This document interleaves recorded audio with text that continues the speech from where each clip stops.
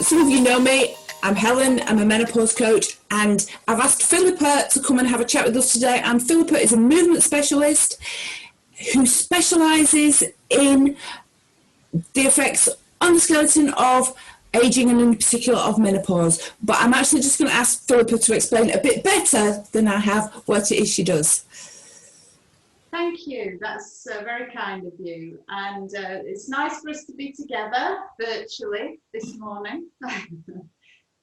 So I'm a physiotherapist by profession, and I'm particularly interested in mitigating the effects of aging on the physical body, muscles and bones, and that's mainly because I've got a middle-aged body myself. So I'm all over that.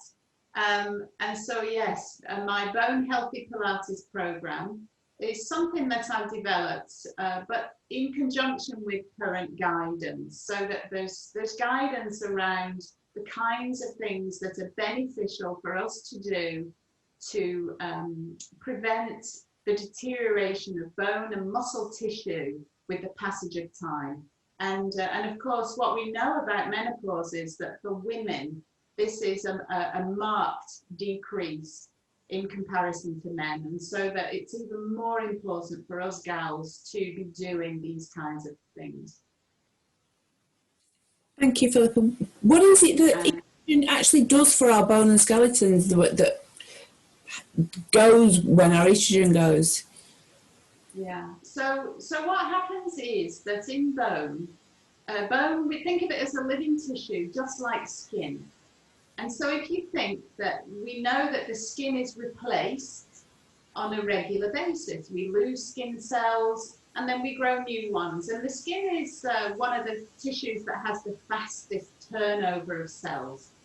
And this is something that happens in the whole of the body. You don't really think of bone fluctuating, apart from, say, for instance, if you broke a bone, and then you might expect that, you know, it heals, and how it heals is because bone cells grow. And so what happens through life is that we have this fluctuation in bones growing, bone cells growing, and bone cells dying off. And so the balance, it's like an equation. And so through life, the balance of this equation shifts. And so when we're young, it's in the favor of bone growth. And that's because we're growing bones. We're getting taller, we're getting bigger. And then this balance shifts then as we get older, and it shifts somewhere in the region of in our mid-20s actually, that the rate of growth of bone slows. And that then we reach a time of plateau, which is where the bone is maintained. And the bone cells, the replacement and the removal of bone is pretty much equal in that equation. And then with the passage of time, I'm going back over here, this starts to decline. And so what happens is that the rate at which the bone cells are replaced is outstripped by the rate at which the bone cells are removed. And so that there is this marked decline. It's a gradual decline then throughout the rest of our lives, from actually somewhere in your 40s, I believe, we start to, you know, well, there you go, we start to go into this decline. But it's most marked around the menopause. And so for about 5 to 7 years, and it starts about a year before the menopause. And so that's when we're all in this perimenopause stage, isn't it? Some of us for longer, but definitely in that year preceding. And so for about a year before, and between 5 to 7 years overall, there's a much more, a sudden decline in this graph, in this equation. And so, you know, estrogen is in bone is the reason why. The loss of estrogen is the reason why this happens. And so the men's graph is much more shallow. It does decline, but it's much more shallow, that decline. And then, of course, it does level off a bit after the menopause, but still we've had that step change that men don't have. One of the things that's always frightened me is this business. I'm terrified of getting a dowager's hump. What's that all? What's that all about? Well, so what's that is about is osteopenia and osteoporosis, essentially. And so the spine, if we think of the vertebra like blocks, and they're pretty rectangular, or even think of it as a cube for the sake of argument. And so what happens with bone deterioration is it's particularly marked in the bodies of the vertebra, in the hips and in the wrists. And this is because there's a bigger concentration of a particular kind of bone called trabecular bone. And so there's a bigger concentration in the bodies of the vertebra. And so what happens is, because of gravity and the forces on the body, and also to a certain extent our propensity for postural adaptation, this kind of forward posture, is that the front part of the vertebra squashes, and so instead of it being a square anymore, it becomes a triangle. Yeah, so now you're looking at triangles stacked on top of one another. Yeah, and so it's much more apparent in the upper part of the spine than the lower, because the upper part of the spine is already in flexion. There's already this, and I'll emphasize that. I mean, we're fighting gravity the whole time, yeah. So it's in the front of the vertebral bodies, you get this collapse. It's called vertebral collapse, and the bones become triangular shaped, which leads to this collapse in shape of the, and particularly in the thoracic spine. So that's really what the dowager's hump is. Anything else really is more about posture, and it's more about head alignment, head and neck alignment. So that the good news is we can do something about that. Now, when I was a kid and I didn't like to do PE, I was promised by my PE teachers that doing weight-bearing exercise when I was an adolescent would help me now. Were they right? Yeah, they were absolutely right. Yeah. And does the weight-bearing exercise I do now also count? Absolutely. Yeah, and that's why we're doing what we're doing. That's why I'm doing what I'm doing. Yeah, absolutely. Loading the bone through the axis of the bone, ideally. And so we've got to think of the common fracture sites. The wrist is one. The first fracture that most women experience will be the wrist. And actually the hip fractures, the neck and femur fractures will be most likely the latter ones, and pelvic fractures. And that's when we're maybe a bit older. Yeah, I know. But let's not go there, shall we? Because like you said, what is it we do to protect ourselves from that? And I'm aware that I already I've lost a lot of flexibility in my wrist. That's one of the places that, and now I'm going, okay, that's why I can't do those, those positions where you're doing that, because I've lost so much flexibility and strength. And so, loss of flexibility is not associated with bone, clearly. That's associated with soft tissues. And it is something that a lot of women struggle with, particularly at the wrist, not being able to have that 90-degree angle at the wrist between the hand and the forearm. And so that then starts to preclude us from getting down on the floor and on hands and knees and doing our exercises. And we start to be a bit kind of fearful sometimes of getting into those positions, because we feel a sensation in the wrist and we're a bit afraid of that. But actually, the more we expose ourselves to those positions, the tissues will in fact shift and stretch, and it will definitely be beneficial to the bones to do that. Yeah, it's the same with the knees in those positions. You need a lot of cushions. So is it the case that actually we can overprotect ourselves and avoid doing things and actually do the very opposite of helping ourselves? Entirely true. And that comes from a deep inside the brain, actually. If we think in evolutionary terms, confronting something that is potentially hazardous might You know, that might have led to our demise back in the past, but nowadays it's a lot less likely. But we still have those drives, and the drive is avoidance. And so, yes, what we're looking for is to shift avoidance behavior into something that we call exposure.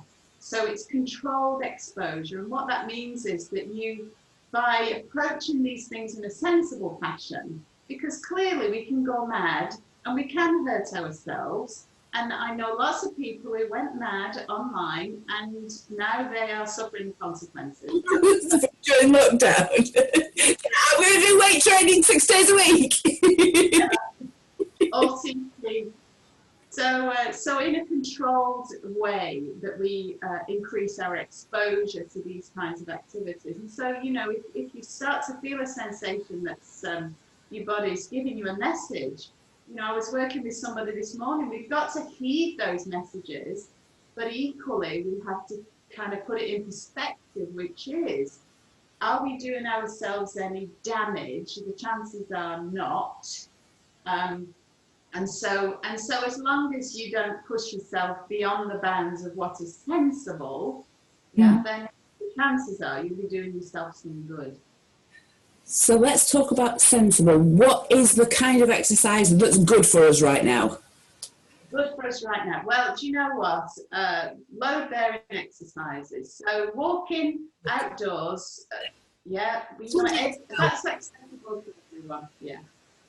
And actually, in actual fact, interestingly, there are some studies that show that bones respond to input in only relatively short doses. And that, I know this is an amazing idea, and it really made me smile when somebody said bones get bored. Can you believe that, Helen? Yes.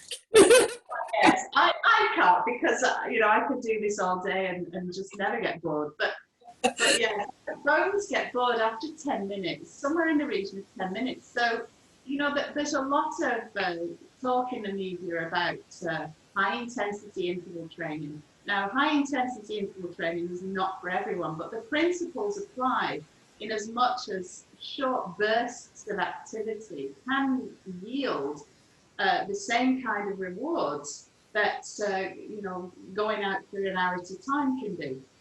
If you split it up through your day, in actual fact, you might even get more benefit, because if your bones are getting bored after 10 minutes, maybe you're not getting the same impact. And so the Royal Osteoporosis Society recommends 50 impacts a day.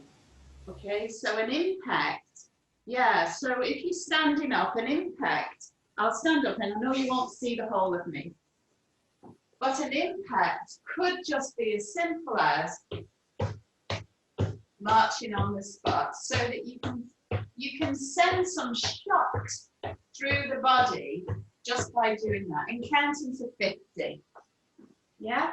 The balls is enough to make a difference. I love your socks, by the way. Oh, thanks. I know, I love my socks. So if you felt brave enough to jump 50 times, yeah? Maybe you feel, or maybe even, I quite like this, it's pretend spin. And some dance a day, one good dance a day would make a difference. You know what? It would. It would. Now, it'd make a difference to your hips and your spine. Yeah. It wouldn't make any difference to your wrists, Yeah. really. Might, if you're doing a bit of... So we need to get into positions where we're taking load through the arms. And so for people, if it's a good job I came on the mat, isn't it, Helen? It is, so if that's too much and your body doesn't like that, then you have the option to take it into this kind of position, and even up against the wall. So that, can you see me on the wall here?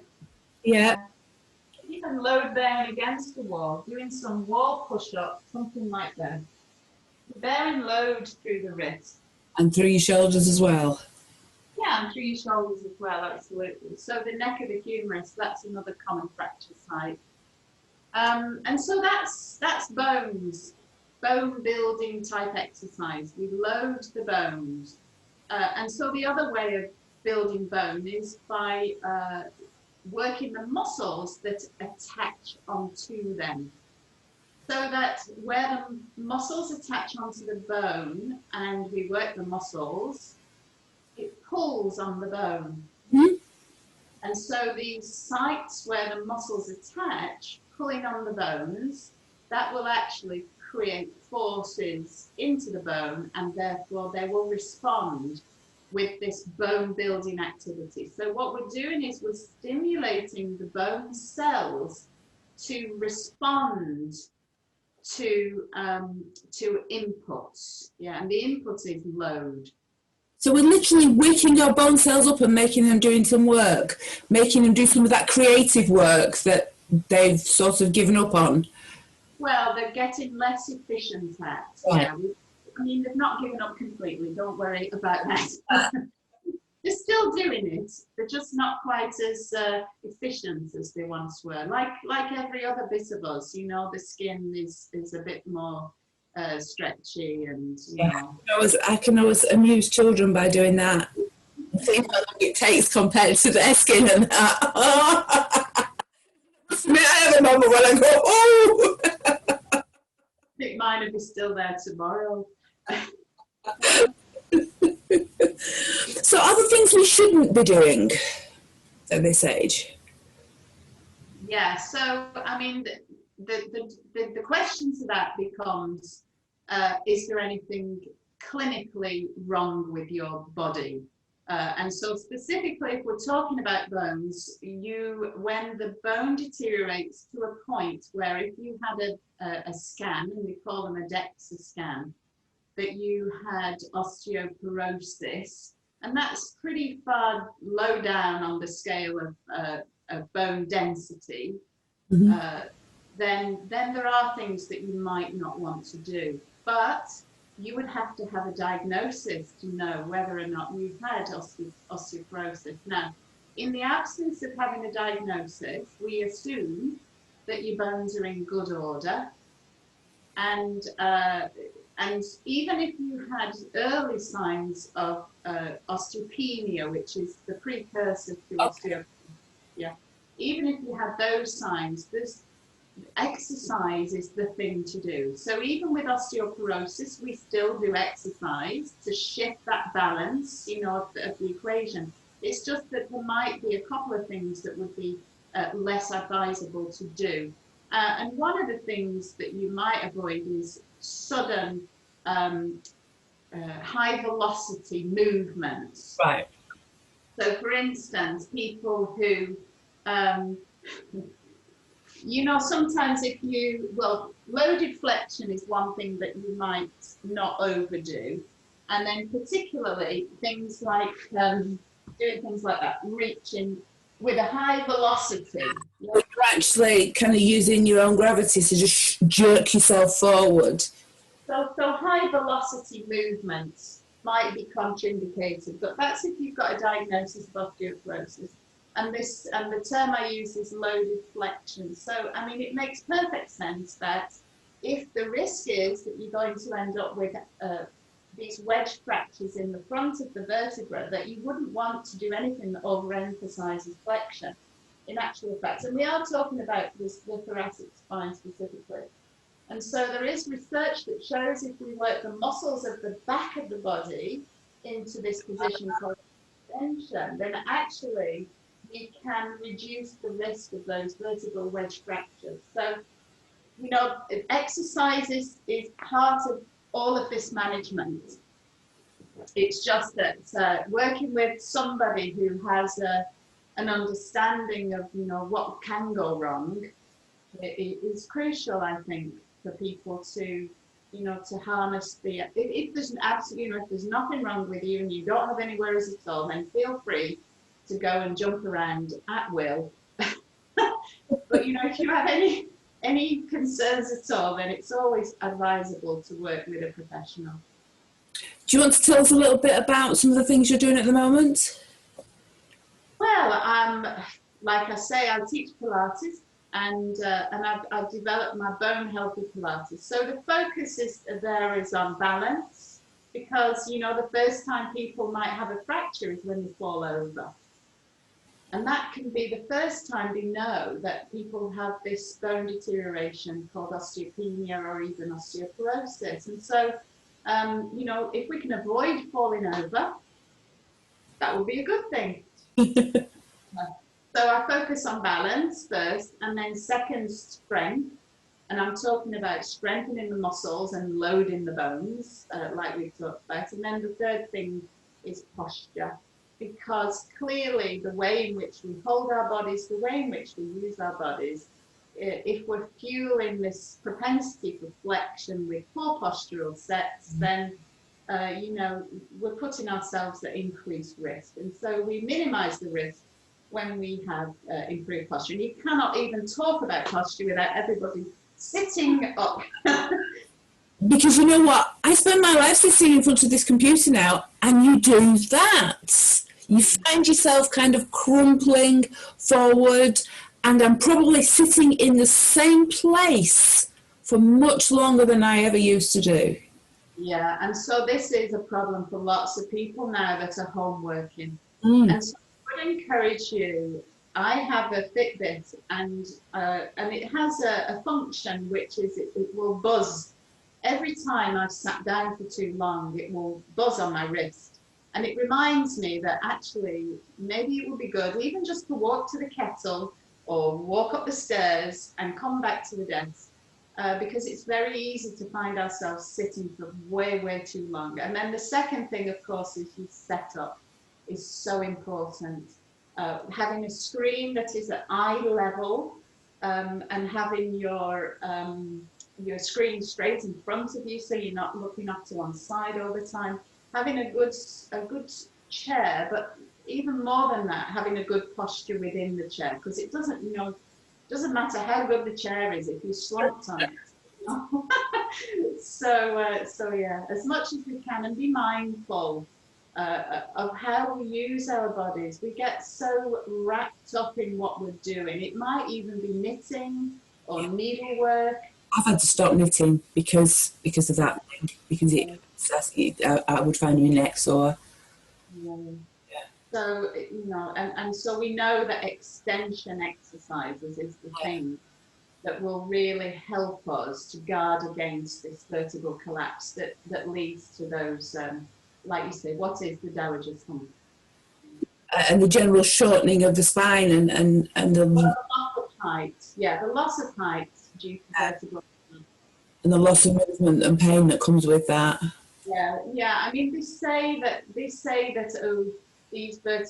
osteoporotic fractures are not necessarily painful, but the thing is that there's all the other structures around that are pain sensitive, and so I do know that people do have pain with those kinds of conditions. So anything we can do to avoid, I'm passionate about preventative medicine. I'm passionate about moving to be healthy and just get the most out of our lives. What is it? The life, what is it, Helen, that's saying? Oh, gosh. Oh. There's something in your life. Oh, anyway, I'm sorry. So this is the menopause for you. Not the one in your eyes. Never your life. No, it's not there. I remember it now. So it's the life in your years, not the years in your life. There you go. It came back to me. So we're very much one of those things we don't have much control over. These things to do with the quality of our life and keeping that going as long as possible, we do have a lot of control over. And this is something you're working on, isn't it? To help women, particularly with the quality of life around this kind of a menopause. I mean, it's so important. It is, and just sort of recognising that change when it happens, and recognising that there is a greater need for self-care than there has ever been, and that includes our physical self-care and our emotional self-care, and exercise is involved in both of those, really.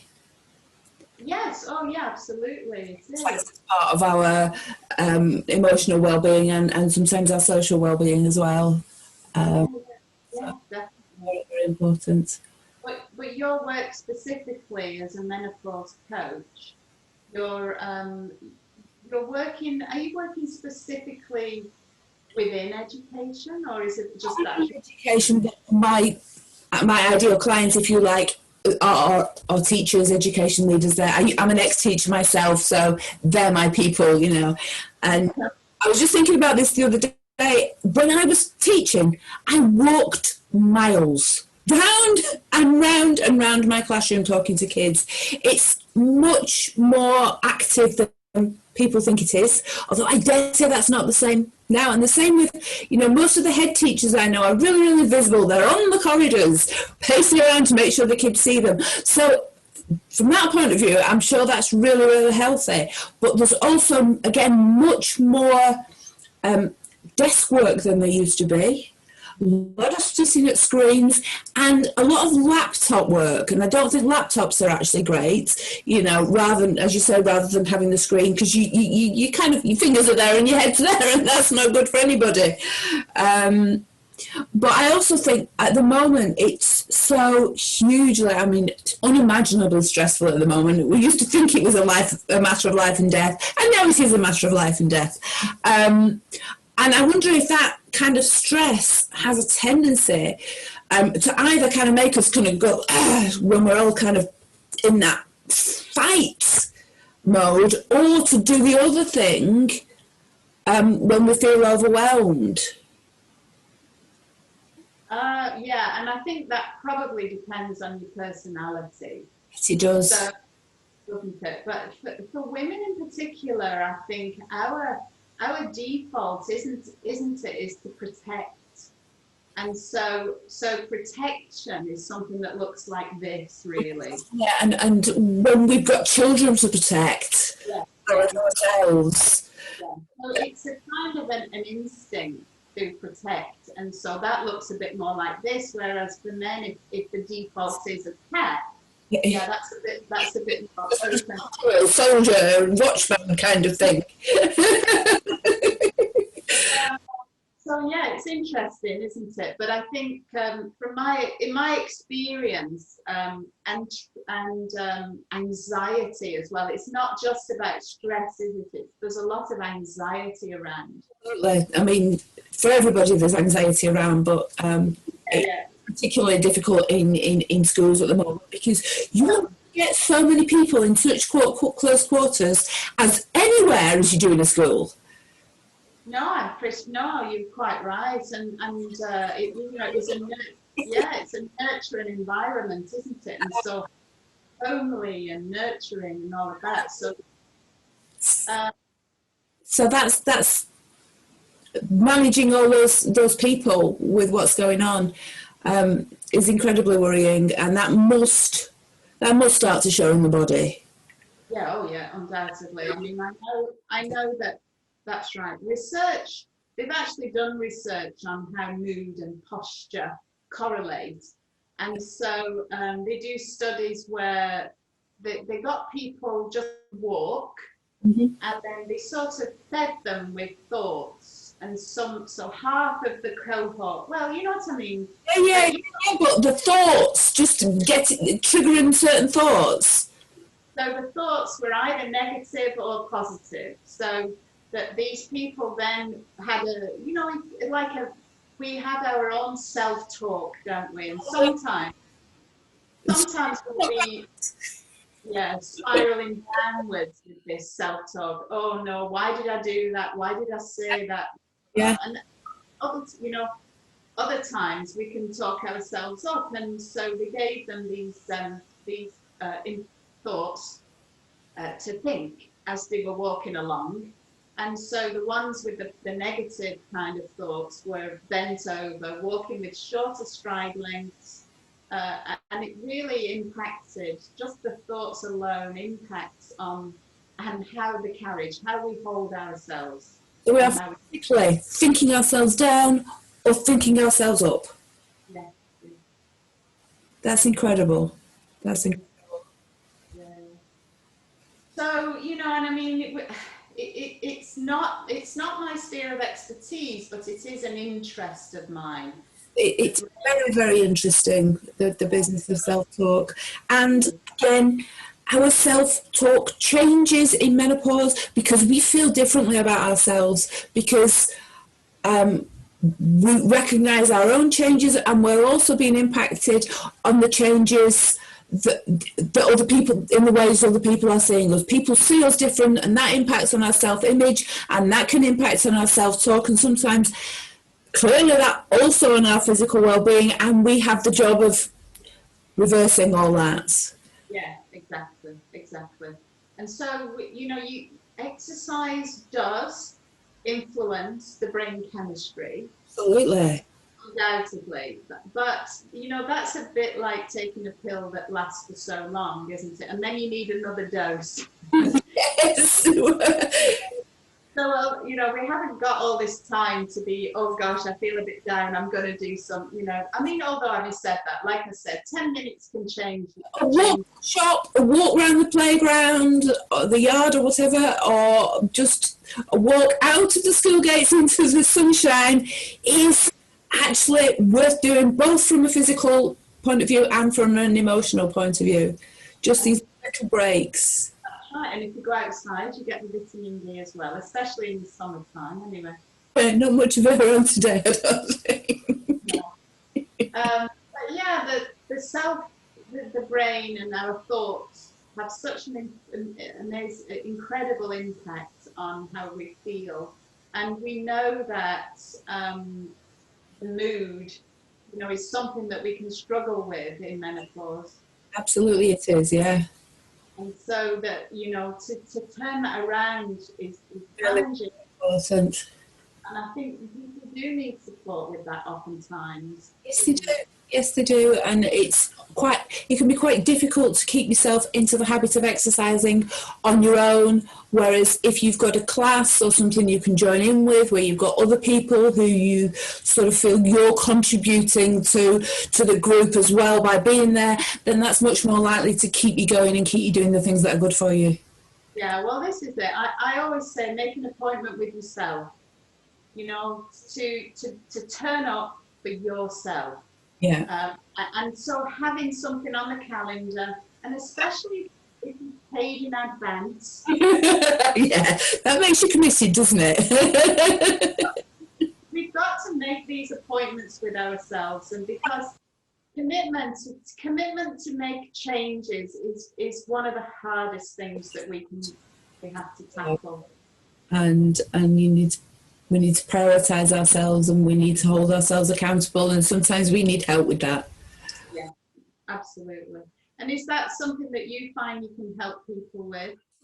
Absolutely. That's through the groups, and through individual coaching. One of the things coaching does is set your goals along with you and help you manage your accountability. And just sometimes having someone to go, yeah, you did it, or not quite there, is really, really helpful. So yeah, goal setting and accountability is a big part of all that.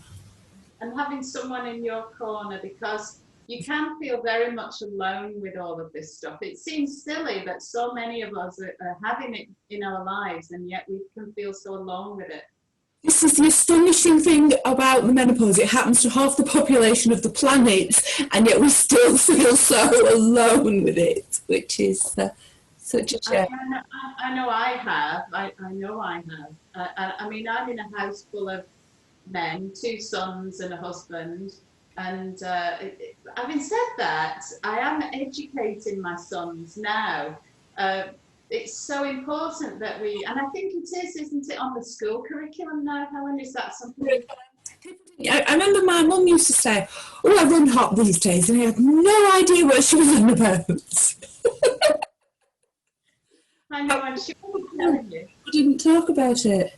Well, she was just telling me because I was complaining that I came downstairs in the morning to find the back door open, even in the middle of November. I mean, yeah, I know. I think, the interesting thing about the symptoms of the menopause, however, is that they can actually be exacerbated by stress and anxiety. So Absolutely are. it is this kind of cycle if we're not careful, and if it can become a downward spiral.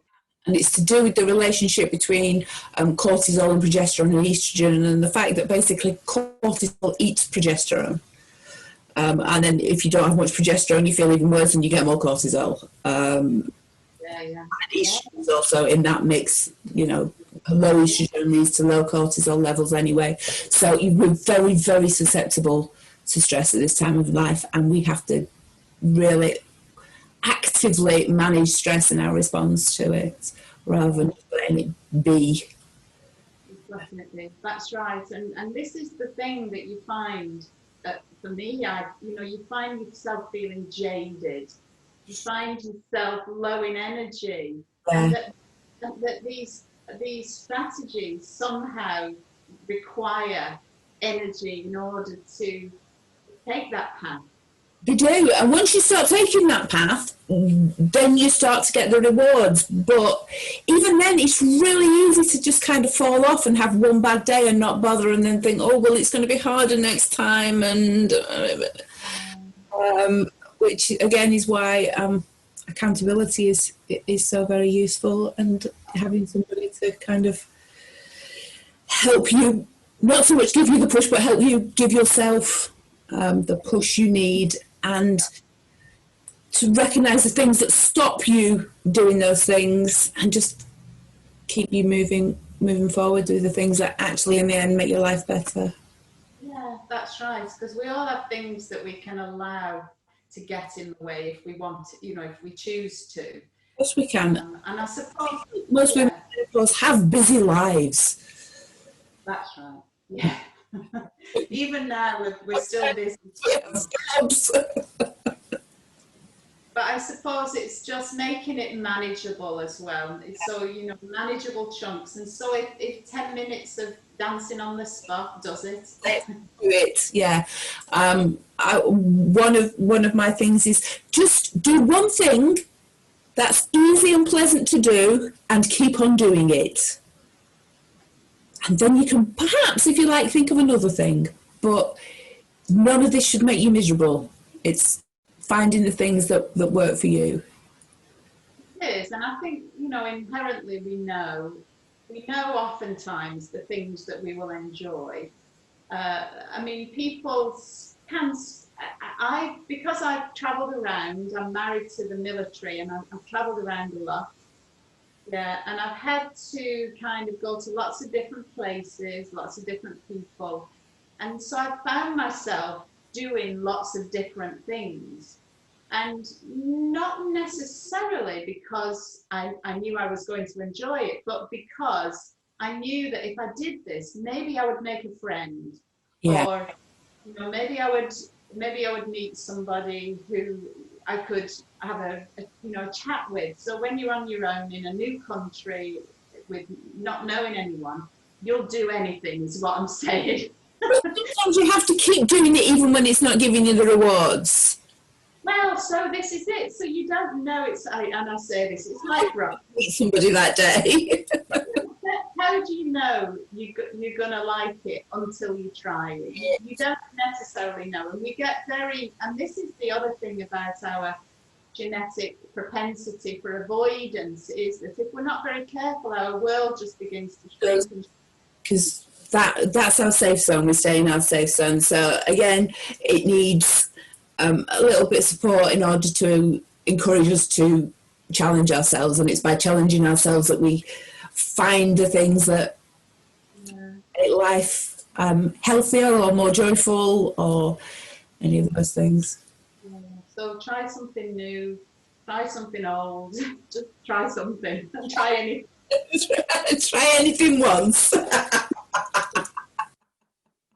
Yeah.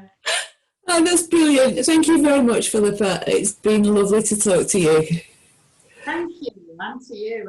I'm really excited to have some relationships with people, and we're all in the same boat, aren't we, Helen? We're all in the same boat. We're all dealing with the menopause and a global pandemic at the same time. At the same time. Thanks again. Thank you.